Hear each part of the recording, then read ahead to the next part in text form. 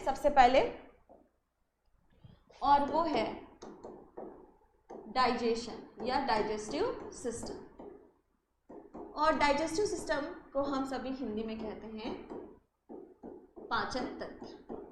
ठीक है, अब इसमें कौन कौन से अंग यहाँ पर काम करते हैं, कैसे काम करते हैं, उस चीज को हम लोग यहाँ पर सबसे पहले समझेंगे। तो पहले नंबर पर जो भाग यहाँ पर आएगा वो है एलिमेंट्री कैनाल। सबसे पहले एलिमेंट्री कैनाल, ठीक है। और दूसरे नंबर पर जो हम यहाँ पर लिखते हैं वो है digestive glands. Digestive glands, Hindi में हम इसे कहते हैं पाचक ग्रंथियां। पाचक ग्रंथियां, और इसे कहा जाता है गट भी कहा जाता है, और हिंदी में इसे हम कहेंगे आहार नली। चलिए, ठीक है। तो सबसे पहले मैंने आपको बताया कि अगर हम पाचन तंत्र के बारे में बात करें तो कुछ अंग हमारे ऐसे होते हैं जो कि डाइजेशन में मदद करते हैं। ठीक, उनको दो तरीके से बांट के हम पढ़ते हैं। पहला होता है आपका एलिमेंट्री कैनाल यानी आहार नली, जिसे गट भी कहा जाता है इंग्लिश में, और दूसरी तरफ आता है डाइजेस्टिव ग्लैंड यानी कि पाचन ग्रंथियां। और इसको अब हम पढ़ेंगे एक एक करके। ठीक है, सभी ने अपनी नोटबुक पे बना लिया यहाँ पर? मैम आपसे पढ़ करके बहुत अच्छा लगता है, थैंक यू बच्चों, थैंक यू सभी को, थैंक यू। चलो आगे बढ़ते हैं, नेक्स्ट पॉइंट। अब आहार नली के बारे में बात करते हैं। तो आहार नली क्या है? तो सबसे पहले कैनाल, नली का क्या मतलब होता है? इस तरह से एक नली होनी चाहिए, एक तरह से पाइप, आपने देखा ना पाइप होते हैं, नॉर्मल पाइप। तो एक पाइप की तरह आपको यहाँ पर एक पाइप आपको यहाँ पर दिखाई देगा, और ये जो पाइप लाइन होगी यानी ये जो कैनाल होगा, ये जो नली होगी, इसमें बहुत सारे अंग, बहुत सारे ऑर्गन्स एक एक करके यहाँ पर लगे हुए होंगे, और आपके मुंह से शुरू होगा, और जहाँ से आप पोटी करते हो ना, मतलब फ्रेश होते हो, आपका जैसे क्या कहा जाएगा, गुदा कहते हो, है ना, एनस कहते हो, वहां तक ये पूरी लाइनिंग, मतलब पूरी की पूरी जो पाइप लाइन है, पूरी की पूरी जो नली है, कैनाल है, इसी को हम एलिमेंट्री कैनाल या गट यहाँ पर कहते हैं। ठीक है, एक इंटरेस्टिंग बात और मैं यहाँ पर बताती हूँ कि ये जो नली होती है यह कितनी लंबी होती है।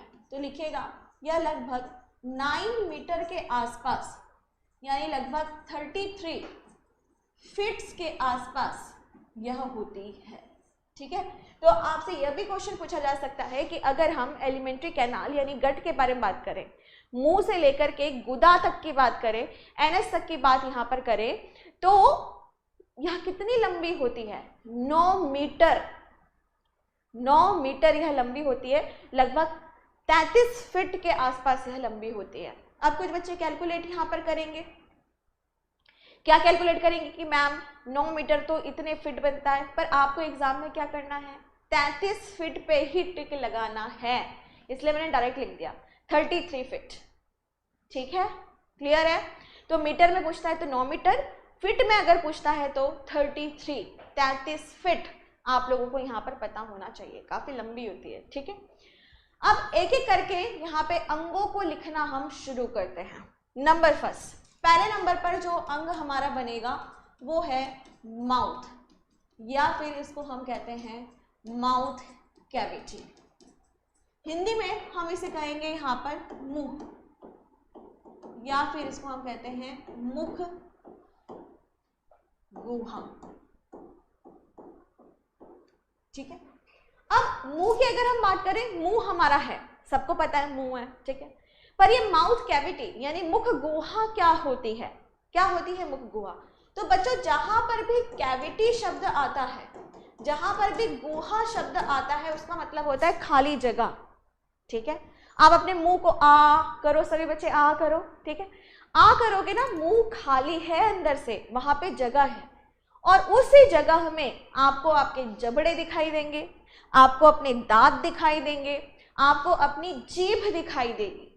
ठीक है, और यही क्या है, माउथ कैविटी। Very good. आपने वो वाला पेस्ट या फिर ब्रश का एड देखा होगा टीवी में, तो उसमें कहते हैं ना कि माउथ कैविटी, बकल कैविटी को एकदम साफ रखेगा, जर्म फ्री रखेगा।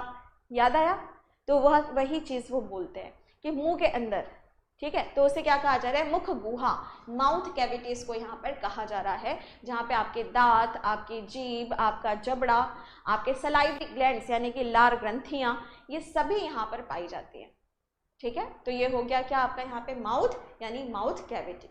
ठीक है मैम, मुंह की सरन नहीं होती, माउथ कैविटी का मतलब? बेटा अभी तो बताया मैंने, जस्ट अभी तुरंत बताया ना।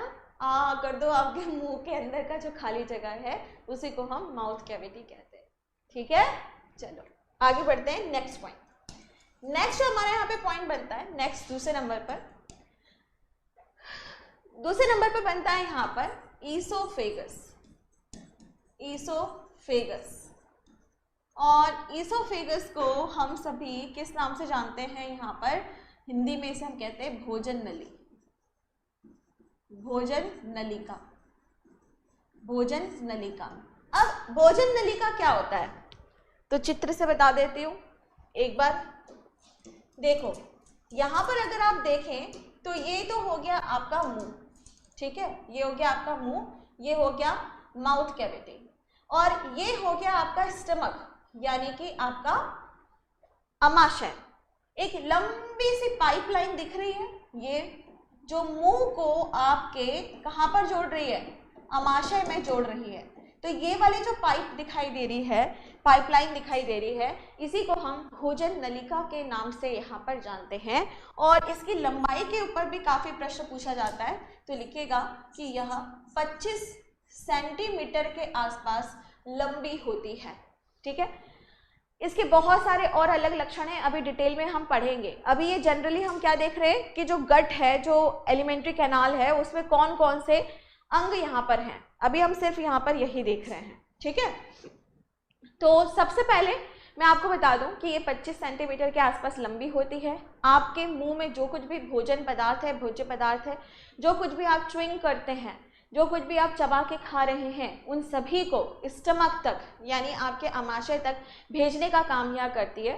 संकुचन प्रकुंचन की क्रिया यहाँ पर होती है, ठीक है, जिसके माध्यम से जो भोजन है वह आपके मुंह से कहाँ पर पहुँचता है? आपके अमाशय यानी स्टमक तक यहाँ पर पहुँचता है।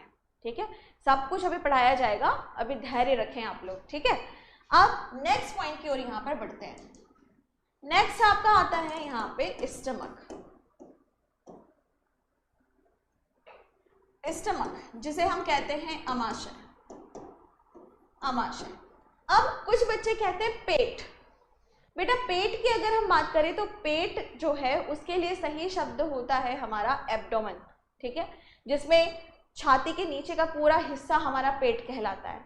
लेकिन जब हम यहाँ पर स्टमक के बारे में, अमाशय के बारे में बात करते हैं तो पर्टिकुलर एक ऑर्गन के बारे में हम बात कर रहे हैं। पर्टिकुलर हम एक ऑर्गन के बारे में, एक अंग के बारे में यहाँ पर बात कर रहे हैं। एक पर्टिकुलर, एक विशेष अंग के बारे में हम यहाँ पर चर्चा कर रहे हैं, ये वाला। ठीक है, तो इस चीज को यहाँ पे ध्यान आप रखेंगे।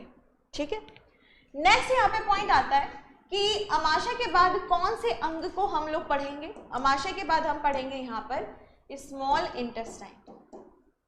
स्मॉल इंटेस्टाइन, छोटी आंत, छोटी आंत हम यहाँ पर पढ़ेंगे।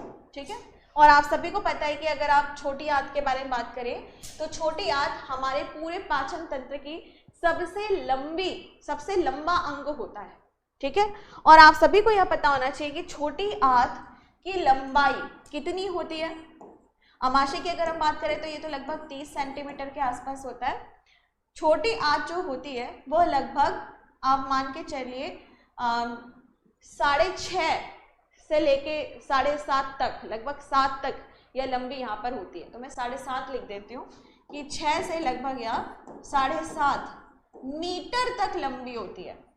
तो ध्यान रखना कि ईसोफेगस सेंटीमीटर में है, अमाशय की लंबाई भी सेंटीमीटर में है, लेकिन छोटी आंत की अगर हम बात करें तो 6 से 7.5 मीटर तक यह लंबी होती है। मीटर, ठीक है, तो इस चीज़ को यहाँ पे ध्यान में रखिएगा, ठीक है। मैम कुछ लोग जो बिच्छू सांप खाते हैं उनमें ये सब डाइजेस्ट कैसे होता है? बताएंगे कैसे होता है, बताएंगे, रुक जाओ, अभी पहले ये लिखवा देती हूँ, ठीक है। नेक्स्ट हमारा पॉइंट आता है कि छोटी आंत से फिर हम किसके बारे में पढ़ेंगे? सिंपल सी बात है, लार्ज इंटेस्टाइन, बड़ी आंत। लेकिन बड़ी आंत से पहले और से पहले हम यहाँ पर पढ़ेंगे सीकम के बारे में। अब कुछ बच्चे सोच रहे होंगे क्या होता है ये सीकम, अभी बताया जाएगा, रिलैक्स। और फिर उसके बाद हम पढ़ेंगे यहाँ पर लार्ज इंटेस्टाइन के बारे में, यानी बड़ी आंत के बारे में, ठीक है। और बड़ी आंत की लंबाई कितनी होती है बच्चों? बड़ी आंत की लंबाई कितनी होती है बताइए, लगभग कितनी होती है? 1.5 मीटर के आसपास, 1.5 मीटर के आसपास, ठीक है। तो इन सभी अंगों का हम यहाँ पर अध्ययन करेंगे, ठीक है। तो एक बार मैं आपको यहाँ पर पिक्चर में दिखा देती हूँ। सबसे पहले मुंह, फिर माउथ कैविटी यानी मुख गुहा, ईसोफेगस, ठीक है। फिर आता है आपका अमाशय, ये पिंक कलर का आपको अमाशय। अमाशय के बाद आ जाता है आपका स्टमक के बाद छोटी आंत, ये छोटी आंत जो बीच में दिखाई दे रही है। और फिर उसके बाद आ जाता है बड़ी आंत, पर छोटी आंत और बड़ी आंत जहाँ पर मिलते हैं उसको हम सीकम के नाम से यहाँ पर जानते हैं। अब एक एक करके हम पढ़ेंगे और इसको, है ना। तो ये बात आपको समझ आ गई। चलिए अब नेक्स्ट पॉइंट की ओर हम यहाँ पर बढ़ते हैं। नेक्स्ट आपका आता है पाचन ग्रंथियाँ। पाचन ग्रंथियों की अगर हम बात करें तो सबसे पहले बात करेंगे कि ग्रंथियाँ क्या होती हैं। अगर हम सभी ग्लैंड्स के बारे में बात करते हैं तो ग्लैंड्स क्या होती हैं, ग्रंथियाँ क्या होती हैं, सबसे पहले आपको ये समझना पड़ेगा। तो बच्चों ग्रंथियों की अगर हम बात करें तो यह कुछ विशेष अंग हो सकते हैं, कुछ विशेष टिश्यू, ऊतक हो सकते हैं, कोशिकाएं हो सकती हैं, जो अलग अलग तरह का श्राव, अलग अलग तरह का रसायन धीरे धीरे छोड़ रही हैं और उन्हीं को हम ग्लैंड्स यहाँ पर कहते हैं। ग्लैंड्स की अगर हम बात करें तो ये अलग अलग प्रकार की हो सकती हैं, विशेष तौर पर 3 प्रकार की होती हैं। कुछ होती हैं एंडोक्राइन ग्लैंड, जिनको हम अंतःस्रावी ग्रंथियां कहते हैं, जो हार्मोन्स निकालती हैं। अब जब हम पाचन के बारे में बात करते हैं तो पाचन में हार्मोन्स की आवश्यकता नहीं है, क्योंकि हार्मोन्स हमारे ग्रोथ, विकास, इन सब से, डेवलपमेंट से रिलेटेड है, ठीक है। तो हार्मोन्स की हमें आवश्यकता नहीं है। तो फिर हमें किसकी ज़रूरत है? एंजाइम्स की, क्योंकि एंजाइम्स जो होते हैं वह डाइजेशन करने की रेट को, पाचन करने की जो दर होती है उसको बढ़ा देते हैं, और उन्हें हम कहते हैं एक्सोक्राइन ग्लैंड, बाह्य श्रावी ग्रंथियाँ, ठीक है, जो एंजाइम्स निकाल रही हैं। कुछ ग्रंथि ऐसे भी होती है जैसे कि पैंक्रियाज, जिसको पित्ताशय कहा जाता है, जो हार्मोन्स और एंजाइम दोनों निकालती हैं। पर हमें यहाँ पर जो पूरा फोकस करना है वह क्या, कि एंजाइम्स निकालने वाली हमको चाहिए, क्योंकि वह डाइजेशन में यहाँ पर मदद करती है। अब लाखों की संख्या में ग्रंथियां हैं, लेकिन पाचन की अगर हम बात करें तो पाचन में भी लाखों की संख्या में है, लेकिन 3 सबसे महत्वपूर्ण है जो हमारे सिलेबस में है, जो हमें यहाँ पे पढ़ना है, और वही सबसे बड़ा मेन रोल यहाँ पर निभाती है। तो वह कौन कौन सी होती हैं उनको भी हम लोग यहाँ पर देखेंगे, ठीक है। सबसे पहले नंबर फर्स्ट में आता है सलाइवरी ग्लैंड्स। नंबर फर्स्ट में आते हैं सलाइवरी ग्लैंड्स, जिन्हें हम लार ग्रंथियां कहते हैं, ठीक है, लार ग्रंथियां। तो जब हम अपने मुंह के बारे में बात करते हो, बकल कैविटी के बारे में, मुख गुहा के बारे में बात करते हो, तो वहीं पे आपके मुंह में लार ग्रंथियां होती हैं, सलाइवरी ग्लैंड्स होती हैं, और यह क्या निकालती हैं? लार, सलाइवा, जिसमें अलग अलग बहुत सारे एंजाइम्स होते हैं जो डाइजेशन में यानी कि पाचन करने में काफ़ी ज़्यादा यहाँ पे मदद करते हैं। दूसरे नंबर पर आता है लीवर। दूसरे नंबर पर क्या आता है? लीवर, यानी कि यकृत, ठीक है। और आप सभी को यह बात पता होगी कि हमारे शरीर का जो सबसे बड़ा आंतरिक अंग है वह कौन सी है? लीवर ही है। तो जो सबसे बड़ा इंटरनल ऑर्गन है, जो सबसे बड़ा यहाँ पे आंतरिक अंग है, वह कौन सा है? लीवर है। लेकिन अगर आपसे नॉर्मली पूछा जाए कि सबसे बड़ा अंग हमारे शरीर का कौन है, तब आपका क्या आंसर हो जाएगा, स्किन, त्वचा। ठीक है बच्चों, तो जो त्वचा होता है वो हमारे शरीर का सबसे बड़ा अंग होता है। लेकिन अगर आपसे ये पूछा जाए कि सबसे बड़ा आंतरिक अंग कौन सा है, इंटरनल ऑर्गन, आंतरिक शरीर के अंदर, तब आपका आंसर क्या होना चाहिए, लीवर यानी यकृत होता है। और यकृत की अगर हम बात करें तो यकृत सबसे बड़ा ग्रंथि भी है, सबसे बड़ी ग्रंथि, लार्जेस्ट ग्रंथि हमारे शरीर की है, लार्जेस्ट ग्लैंड। ठीक है, अभी पढ़ाएंगे डिटेल में भी इसको, अभी बस नोट करते चलिए। तीसरे नंबर पर आता है यहाँ पर हमारा पैंक्रियाज, और पैंक्रियाज को हम सभी कहते हैं पित्ताशय। क्या कहते हैं, पित्ताशय। तो पाचक ग्रंथियों की अगर हम यहाँ पर बात करें तो पाचक ग्रंथियां हम 3 प्रकार से यहाँ पर देखेंगे। ठीक है, और पहले नंबर पर अगर हम देखें तो पहले नंबर पर आता है सलाइवरी ग्लैंड जिसको लार ग्रंथियां कहते हैं, दूसरे नंबर पर आता है यकृत जिसको हम लीवर कहते हैं, और तीसरे नंबर पर आता है पैंक्रियाज जिसे हम पित्ताशय के नाम से यहाँ पर जानते हैं। ठीक है, तो एक एक करके हम लोग यहाँ पर सबसे पहले पढ़ना शुरू करेंगे। बहुत बढ़िया, बहुत अच्छे, चलो सबको समझ आ रहा है। ठीक है, अब एक एक करके हम इसको यहाँ पर पढ़ना शुरू करते हैं। ठीक है, तो कहाँ से स्टार्ट करें बताइए फटाफट से।